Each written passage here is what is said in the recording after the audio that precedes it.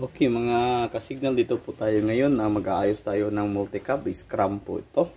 So unang gagawin natin mga kasignal ay tanggalin muna natin yung mga cover dito. Pagkatapos itong kanyang manubila. Tapos mga kasignal, tanggalin din natin yung kanyang combination switch. No? Matanggal tayo ng combination switch. So ito lang gagawin.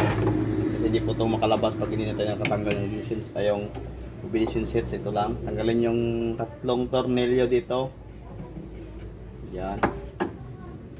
Ang nayas po natin dito ay sira yung kanyang ito na mga signal itong yung i-replace, no. So kunin natin yung switch dito at saka ilagay natin dito sa kabila.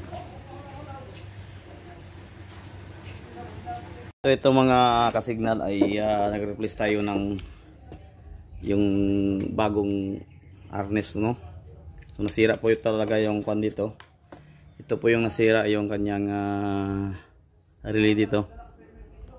So ang replace natin ito po, no. Ang gagawin natin kasignal ay kinuha ko na lang yung kwan dito sa dati niyang casing.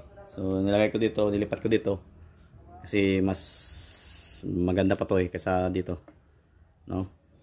Pwede din natin kung ano po yung mas mabuti, yung kanyang mga combination dito, yung knob na palit dito, pwede din yun kahit anong gawin, basta importante yung makapakasyon to yun.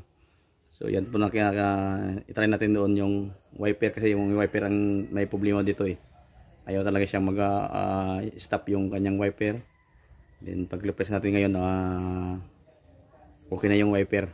So ang sira nito sa na to, ito yung kanyang control sa wiper, no. So balik natin doon sa sasakyan para masubukan natin ulit kung okay na ba yung ating trabaho. Ayan mga kasignal, na tabalik na natin yung mga kanya, no, na ginawa natin kanina. So try natin i-on. So ayan, on. So hazard muna tayo ng ties. Ayan, may hazard. Ayan, wiper natin. Ayan ang wiper, So okay na yung wiper, madal. Okay.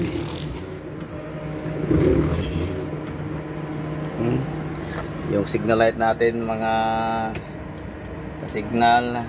Ayan. Ayan, okay.